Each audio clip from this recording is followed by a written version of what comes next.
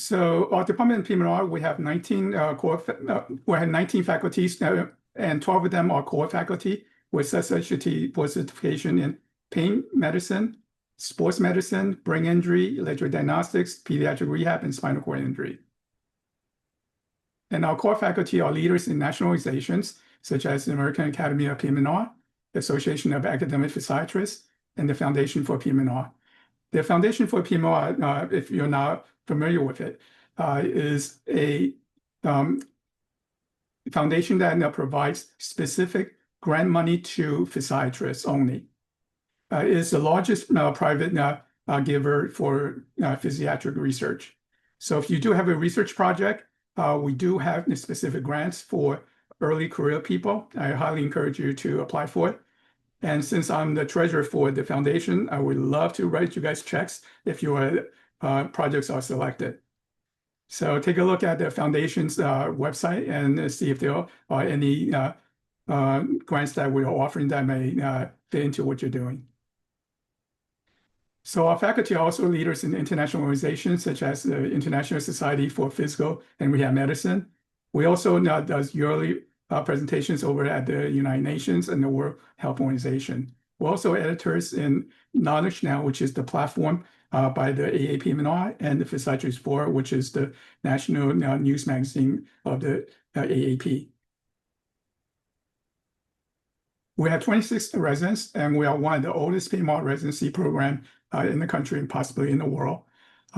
We got started about 54 years ago, and many of our residents have gone on to be leaders in the field. Here's a picture of most of our residents from last year. And here's a photo of our faculty and the staff on the main campus. And here's the faculty over at the Good Shepherd Rehab Network. Now, back in 1928, Dr. Frank Cruzen started our department and is said to be the first academic department in PM&R in the country. And Dr. Cruzen was credited with coining the term physiatrist. And he published in 1941 the first textbook on PM&R, and he just simply called it physical medicine. He's so well respected that the American Academy of Physical Medicine and Rehab named its highest award the Frank H. Cruzen MD Lifetime Achievement Award. And for those of you who may want to learn more about Dr. Cruzen's accomplishments, there's actually a book written about him, and you could still pick it up in Amazon. As I mentioned, many of our residents go on to be leaders in the field. Here are two prime examples of that. Dr. Strax has been the chair of PM&R at Rutgers Robert Wood Johnson School of Medicine. And he has worked tirelessly to help get the American with Disabilities Act through many decades ago.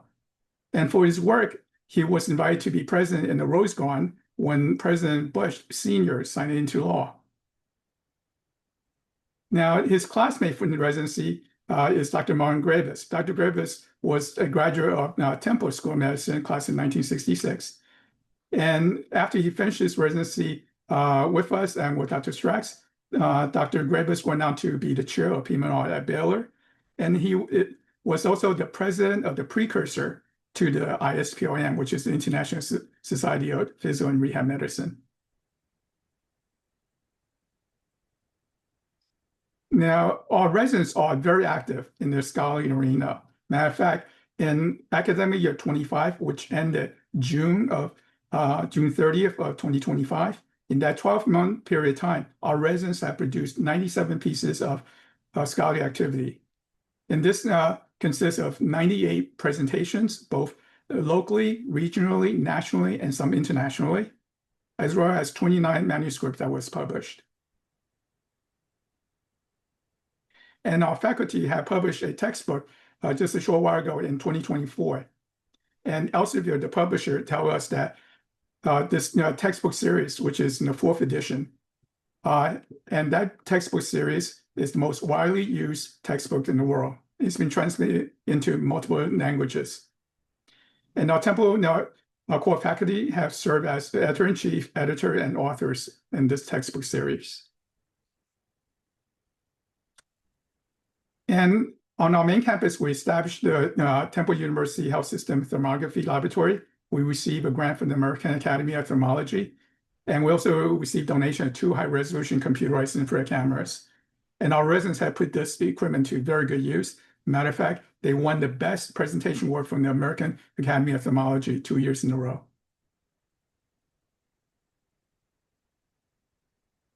Now, Temple University Hospital is one of only 24 hospitals across the entirety of the United States that was honored by HealthGrade. And this is for providing exceptional care during that initial influx with COVID. As many of you may remember, when COVID first came upon us in the spring of 2020, there was very little known about COVID. We didn't know how it was contracted. We didn't know how devastating it could be. So what we did in PM&R is we all volunteer to be interns. When I say interns, I don't mean intern medicine. I mean literally interns as in residency, so that we help out the internal medicine team as well as the critical care team by going into the room to examine the patient, and we come out and we report out to that team, because we realized that if the internal medicine team go down, or if the critical care team go down, then the hospital would be non-functional. So this really brings to mind the philosophy that we have in our department and our field, which is we work together and we're much stronger in be able to deliver excellent care to our patients. And during that COVID initial influx, I'm so proud of our faculty to have done that. And our residents will also deal with us virtually. So as the attendings went in to see the patients, our residents were online looking over the data and also prepping the notes. So we work well as a team to support the internal medicine and the critical care team. And as they say, this is how we roll, because this is what we do. And Temple University Hospital is a national leader in lung transplant. We transplant more lungs than any other facility in the country. And our PM&R consult service is right there to help evaluate the patient's function and make recommendations in terms of helping them regain much of their deficits. And then we also help patients be able to transfer to the next level of care in the quickest and safest way possible. And our residents spearhead that in terms of the consult team, and they work hand in hand with our attending physicians. And our residency training partner, Good Shepherd Rehab Network, recently opened a 75-bed inpatient rehab facility in Lehigh Valley. And that facility is phenomenal. It provides great care, but also we provide cutting-edge technology such as exoskeletons and 3D printed orthotics and prosthetics. And our residents get a front row seat to see how teams are put together and how major hospitals are put together. And as many of you know, not too many rehab hospitals are being built these days. And when they're built, usually they're about 20 or 30 beds. So it's phenomenal that our training partner decided to go ahead and open that 75-bed inpatient rehab. Here's our curriculum in the block diagram form, PGY 2s, 3s, and 4s. You see in the PGY 2 year, which is the first year in physical medicine rehab, our residents not only get a very robust education in inpatient care, such as the spinal cord injury rotation, the brain injury rotation, the general rehab rotation, but it also get a chance to do rotations in consult services and also with outpatients. So 2 of those blocks, they spend half the time on the outpatient side as well as the consult side. And that interdigitate very well with the general rehab inpatient. And the following year, PGY 3 year, we follow through with that mixture. Now, whole rotations are dedicated to musculoskeletal as well as EMGs. And also there is continuation of brain injury for those that particularly have that interest. They have that. And also general rehab. And then PDR is pediatric rehabilitation. And our residents train in my view, the best place in the country, and that's over at CHOP. And as many of you know, CHOP is the highest ranked pediatric rehab hospital in the country. And then, unlike most other residency programs, we provide 2 monthly electives for our PGY 3s. Matter of fact, the following year in PGY4, our residents get additional 3 months of electives for a total of 5. And in that 4th year, they get even more of the musculoskeletal, as well as EMGs, as well as the consultation service, where they basically help the attending run the show. So our residents, when they rotate as a PGY4, they have opportunity to show their leadership and be able to matriculate to a point where they could start to practice independently. And that's the same thing in pediatric rehab. They get another month of pediatric rehab at CHOP, where they do a lot of outpatient care, so that if they do go into practice from residency, and if they're in a place where they're the only physiatrist in town or in a major region, they may very well have pediatric patients coming to their doorstep, and we want our residents to be prepared to take care of those populations. So here's a list of the major affiliates that we have. We have also a longer list of other affiliates, which are the private practitioners, offices, and so forth. But here are the major centers where our residents rotate through.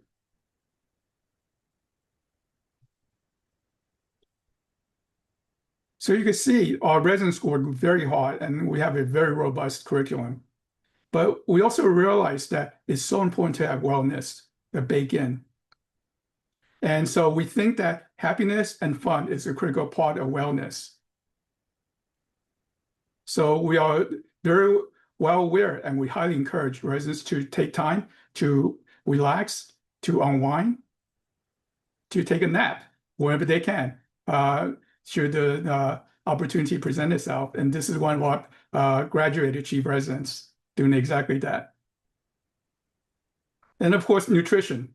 So our residents eat pizzas from both indoors as well as outdoors. And they love ramen. And of course, we also now make sure that they have a well-balanced diet with a good round of hot pot dishes.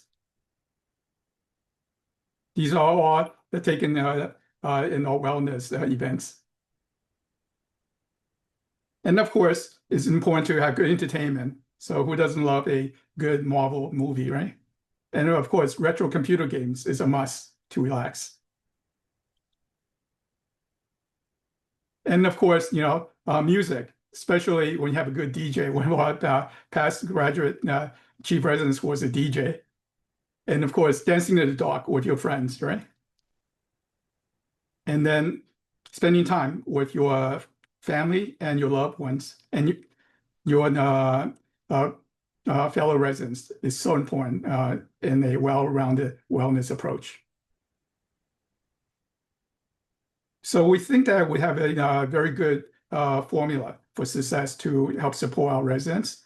And our American Board PM&R board results 5-year passage rate indicates that. So for our first-time Temple candidates, the pass rate is 91.1%, which is above the national average. And all Temple candidates were at 91.6, which is significantly above the national average of 87.3. And then for part 2, the first-time Temple candidates passed 93.2%, which again is significantly above the national average of 86.4. And for all Temple graduates is 90.8 versus the national average of 84.0. And many of our graduates scored in the top quartile for part 1, and one scored a perfect 800 just in the past year in 2024. And in terms of the match results for fellowship, last year in academic year 25, all 6 of our residents who wanted to go into paying / intervention spine have gone into terrific programs. As you can see in the list here, these are top programs in the country. And already this year in academic year 26, one of our chief residents was notified that he has matched into a NAS intervention spine program with Dr. Furman at OSS. Dr. Furman, some of you might know, is one of the top trainers in the country for intervention spine. So we're very, very proud of our residents for doing so well in the fellowship matches. And then last year, one of the chief residents wanted to go into brain injury, and he matched into the University of Miami, which is, again, a top place for brain injury. So thanks for your time, and that concludes my presentation. I'd love to take any questions that you may have about our program.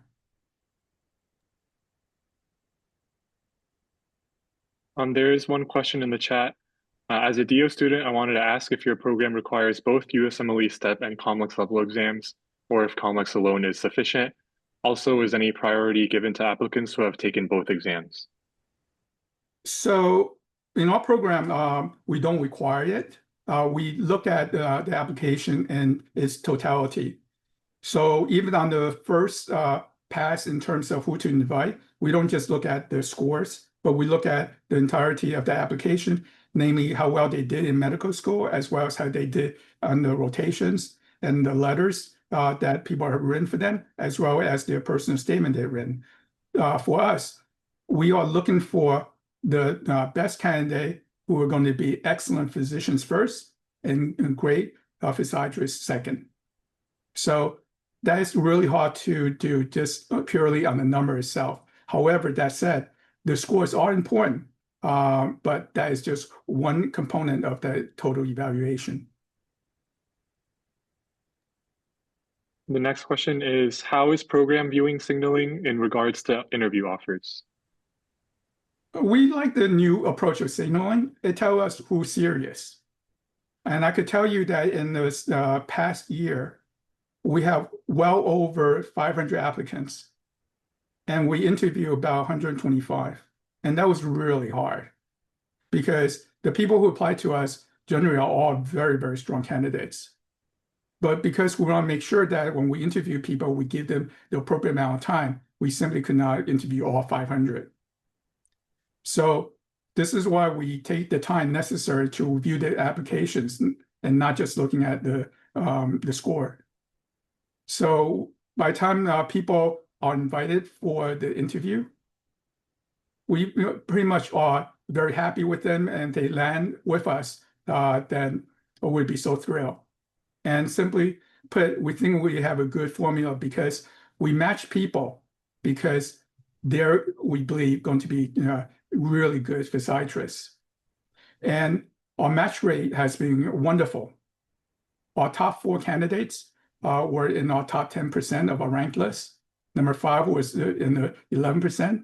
And all 8 of the candidates that we had for this past year, they all were in the top third of our ranked list.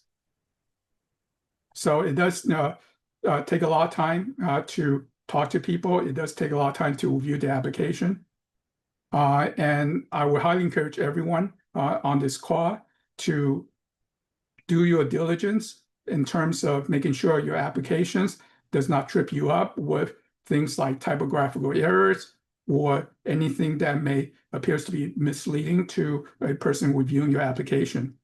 Because I suspect many of my colleagues who are also program directors take it very seriously in reviewing these applications, and we go through it with a fine-tooth comb. All right, and we have time for one last question in the chat. Will Temple be sponsoring visas this year, J1 and/or H1B? So the hospital do support people with visa, but because of our application process and the applicants, we typically have great candidates that are domestic. So in our residency program, we rarely have any person who need visa. But that's not to say if we come across a terrific candidate that we would not forego them. We would definitely take a look at the application.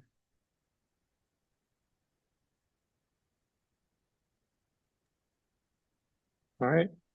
Thank you so much, Dr. Wu, for taking the time to present about your program.